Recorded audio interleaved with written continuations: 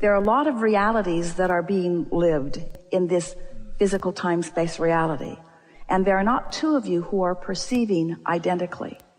So what humans are commonly doing with each other is that you yearn so much, you do. You yearn for someone to understand your perspective. And we want you to cut that out. Because very often you are training yourself away from your own guidance system. You're training yourself away from your own expansion. And the more life causes you to expand, and the more you train yourself away from that expansion, the more uncomfortable you feel. And so, let us say this to you. We have never seen any of you pick up anything that has been written, created, produced by any other human that was, in every case, a perfect vibrational match to you and what's in your vortex. That isn't the premise that you came forth into this physical body. You didn't say, I'll go forth and I'll find the right path and I'll get with the right pack and we'll travel in the right circles and we'll say and do the right things. That isn't what you said. You said, I'll go forth and I'll mix it up and I will come to my individual awarenesses, because you have become who you've become before you came into this physical body. There was already plenty in your vortex that lets you know who you are. You are a lover. You were when you got here. And the first day that you found a reason to hate someone, you felt the discord of that hate.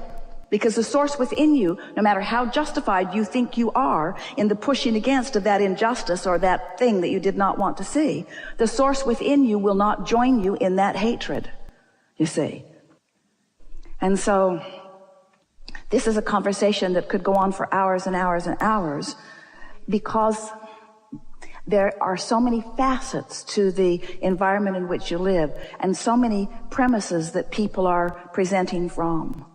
And there's a whole lot that people are saying about non-physical that is so far from what it really is. You are more than you see in these bodies.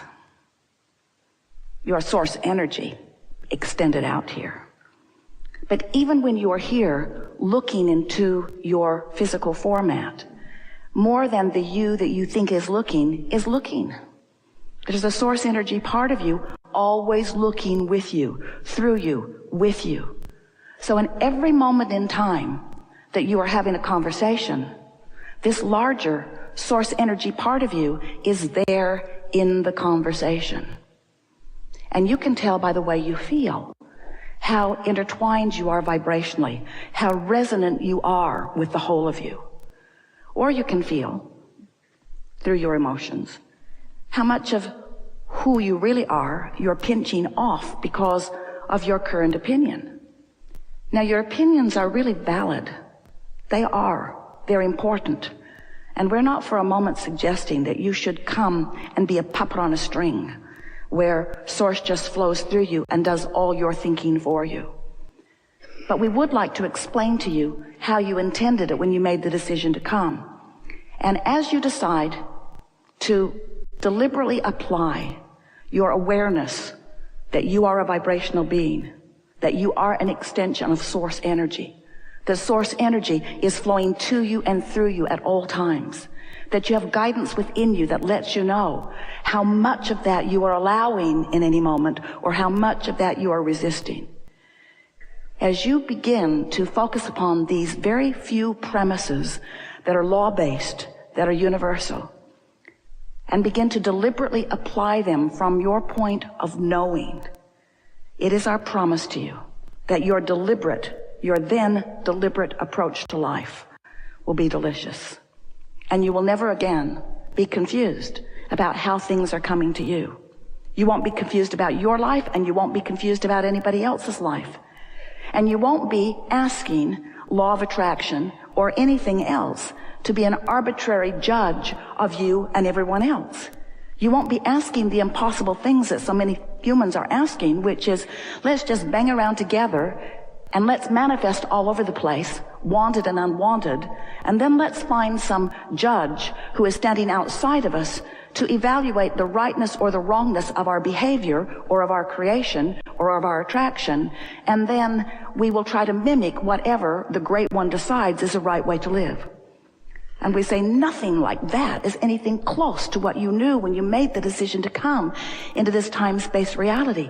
Because you knew that you are source energy, and you knew that you would be coming forth into a variety of contrast that would stimulate within you a constant new awareness of improvement. New desire would be born all day, every day within you.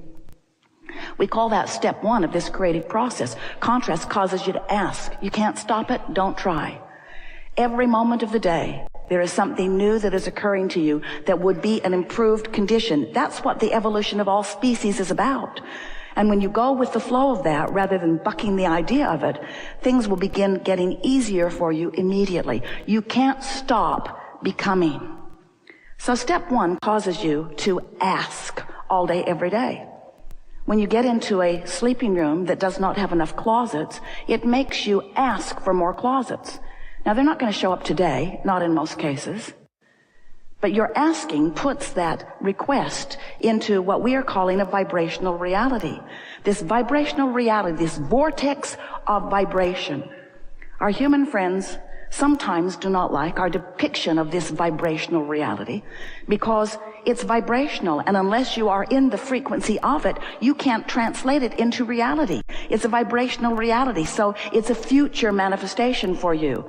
And we love you very much, but you are rather, we love you very much, impatient. We love you very much about those future manifestations. You sort of kind of want things that you want, and you want them now. Because in many cases, the reason you want them is because you believe you will feel better in the having of it. In other words, if I had that now, then I would feel good. But since I don't have it, I don't feel so good, and I'm justified in not feeling so good because I don't have this thing that I want. And so I'm going to stand in this place of not feeling so good because I want that thing that I do not have, and I think that someone should make it available to me, even though I'm offering a vibration that prevents it from coming to me. Someone should call someone. Someone should call someone. There should be someone somewhere powerful enough to make it all right for me, even though I'm offering a vibration that prevents it from coming. Still, someone should call someone. And we say, when you give up on that, when you realize that you've already done the calling, you've already done the asking, that's not the problem. You've asked. Step one has happened, and step two has happened too. You've asked, and it is given. It has been given. It is vibrationally done. And sometimes you say,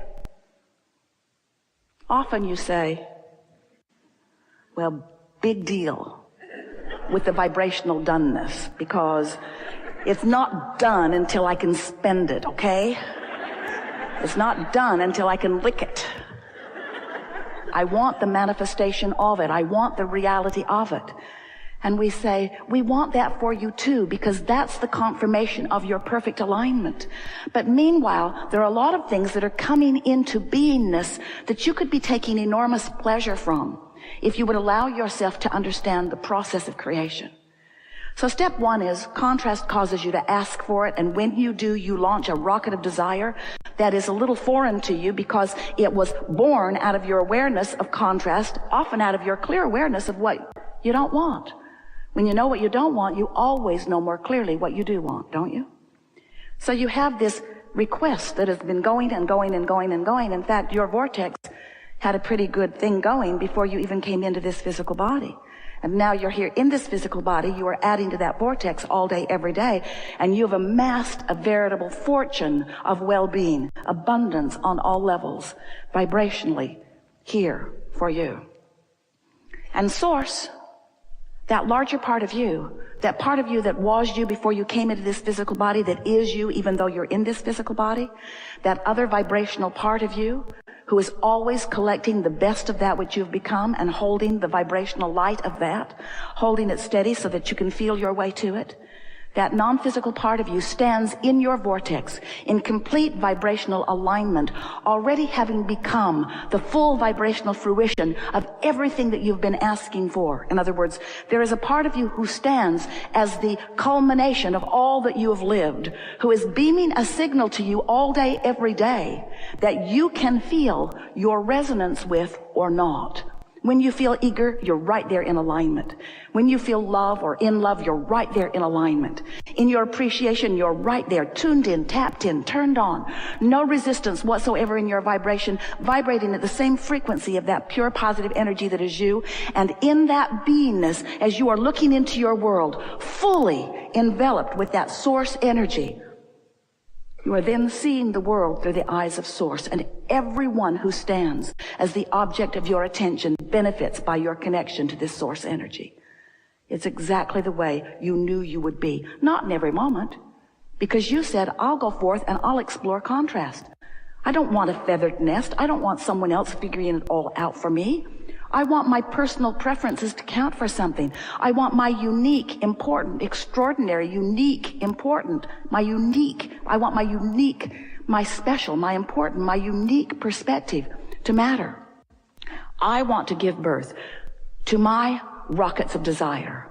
And I know, you said, that when I do, that the resources that create worlds, that the energy that creates worlds will flow toward my rocket of desire. And then you said, you knew so clearly, we're here to remind you again. I have but one thing to do.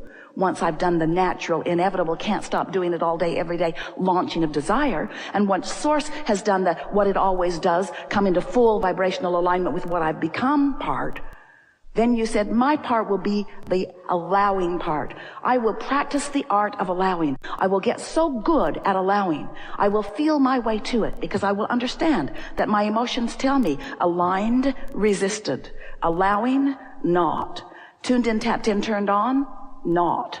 In other words, you can tell by the way you feel what your in this moment proximity is to the source within you.